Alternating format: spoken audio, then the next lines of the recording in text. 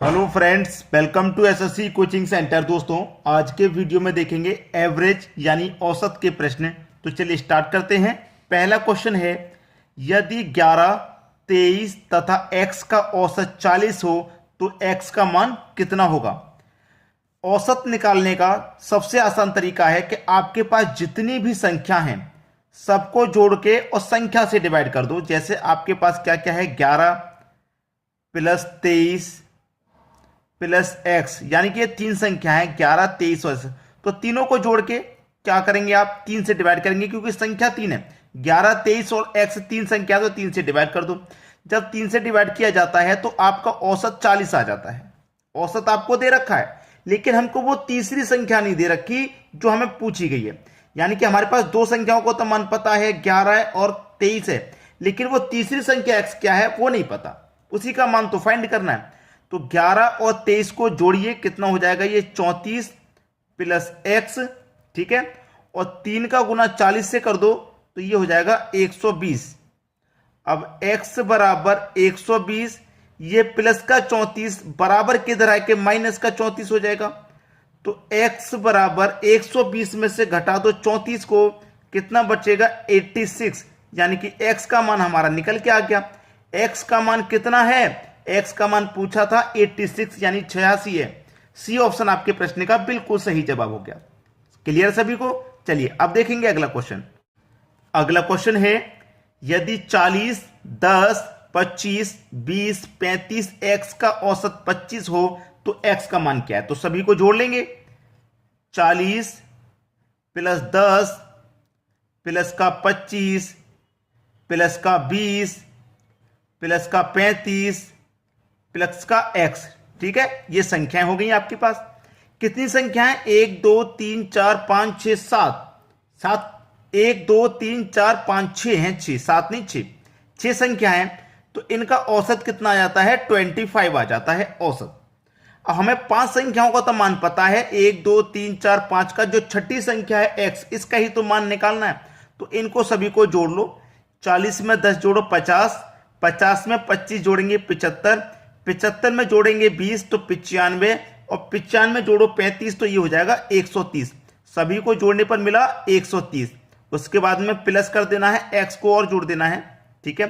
Divide में कितना है आपका 6, लेकिन क्या करेंगे आप, 6 का गुना 25 से करेंगे सीधा सीधा।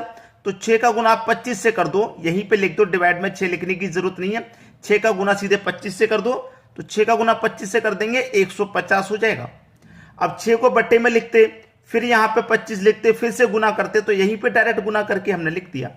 अब x इक्वल टू 150 प्लस का 130, इधर आके माइनस का 130 हो जाएगा। अब x का मान फाइंड हो गया, 120 में से घटा दीजिए 130 को, तो बचेगा कितना, 20। तो x का मान कितना आ गया भाई, x का मान आ गया आपका 20। यानी कि पहला ऑप्शन आपका सही जवाब है। सभी को समझ में आसानी से आ रहा है। चलिए अब देखेंगे हम अगला क्वेश्चन। अगला क्वेश्चन है, संख्याएं 5, 8, 0, 12, 15 का औसत कितना है। क्या क्या है, 5 प्लस 8 प्लस 0 प्लस 12 प्लस 15 का औसत कितना है। कितनी संख्या है हमारे पास, 1 2 3 4 5 संख्याएं, तो 5 से डिवाइड कर देंगे। पहले क्या करता था कि औसत दिए रखा होता था, लेकिन एक संख्या मिसिंग थी। यहां पे पूरी संख्या है, औसत पूछ रहा है। सबको जोड़ लो भाई। 5 और 8 कितना हो जाएगा, 13, 13 में जोड़ो 12 25, 25 में जोड़ो 15 40। कितना हो गया, सभी को जोड़ा तो 40 हो गया। डिवाइड कितने से करना है, 5 से करना है। 5 से कर दो, 40 में डिवाइड कितनी बार जाएगा, 8 बार जाएगा। इसका मतलब औसत कितना हो गया आपका, 8 हो गया। औसत कितना हो गया भाई, 8 आपका औसत हो गया। यही है आपके प्रश्न का सही जवाब, 8। बी ऑप्शन बिल्कुल सही हो गया। चलिए अब देखेंगे अगला क्वेश्चन। अगला क्वेश्चन है, 3 के प्रथम 9 गुणजों का औसत कितना होगा। 3 के प्रथम 9 गुणज, 3 का पहला गुणज क्या हो जाएगा, 3, दूसरा गुणज क्या हो जाएगा, 6, तीसरा गुणज 9, चौथा गुणज 12, ठीक है। ऐसे ही कहां तक पूछा उसने, 9 गुणज तक। तो तीसरे 3 का 9 गुणज क्या हो जाएगा, 3 में का 27 हो जाएगा। कितना हो जाएगा, नवा गुणज, यहां पे 9 नहीं, नवा गुणज आएगा। नवा गुणज का मतलब 27। पहला गुणज, दूसरा गुणज, तीसरा गुणज, चौथा गुणज और ये हो गया नवां गुणज। ठीक है, अब यहां पे क्या करना है, हमसे पूछ रहा है इनका औसत कितना हो जाएगा। औसत पूछा गया भाई, ध्यान रखना जो ट्रिक मैं आपको बता रहा हूं उसको ध्यान रखना। अगर आप यहां पे सभी को देखेंगे, सभी को आप यहां पे करेंगे, जोड़ेंगे तो उसमें समय लगेगा। एक बार यहां क्वेश्चन पे नजर डाल लो कि हमारे पास 3 और 6 में 3 का अंतर, 6 और 9 में भी 3 का, 9 में और 12 में भी 3 का, यानी कि अंतर हमारा समान चल रहा है। अंतर क्या चल रहा है, समान, 3-3 का, या 2-2 का चले या फिर 1-1 का चले, अंतर समान चल रहा है। तो ट्रिक क्या रहती है, फर्स्ट प्लस लास्ट। ठीक है, first plus last divided by 2। Clear. चलिए, फर्स्ट क्या है आपका 3, लास्ट है आपका 27 और डिवाइडेड बाय क्या कर देंगे, 2 कर देंगे। अब 3 में जोड़ दो 27 को तो ये हो गया 30, डिवाइडेड बाय कर दो 2 से डिवाइड कर देंगे 30 को, आंसर कितना, 15 हो गया। सी ऑप्शन बिल्कुल सही जवाब। क्लियर सभी को। चलिए अब देखेंगे हम अगला क्वेश्चन।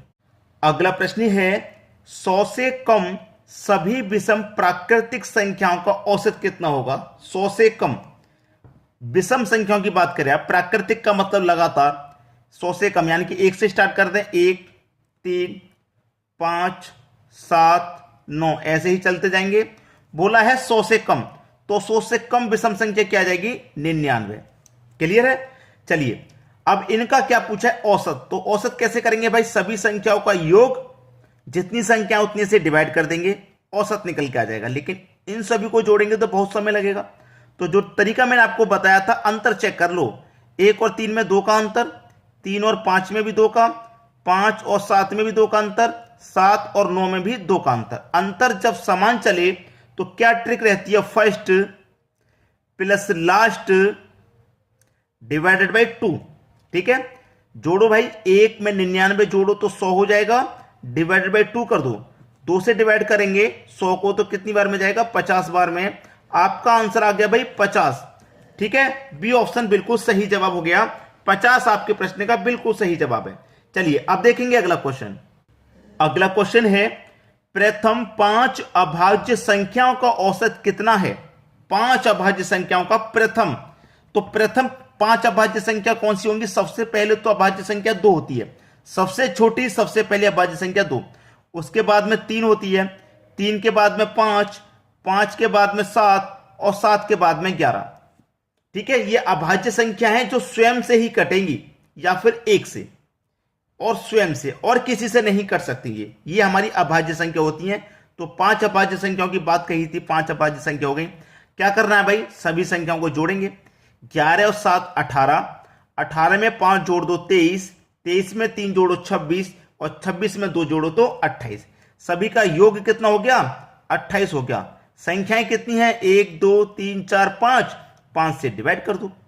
5 से जब हम इसको डिवाइड करेंगे तो कितनी बार में जाएगा, 5 5 25, 3 बचेगा तो नहीं जाएगा, 10.30 हो जाएगा, 5 6 30, यानी कि 5.6 आपके प्रश्न का बिल्कुल सही जवाब है, सी ऑप्शन 5.6।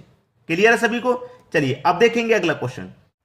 अगला क्वेश्चन है 1 का स्क्वायर, 2 का स्क्वायर, 3 का स्क्वायर, 4 का स्क्वायर, 5 का स्क्वायर, 6 का स्क्वायर, 7 का स्क्वायर का औसत पूछ रहा है कितना है।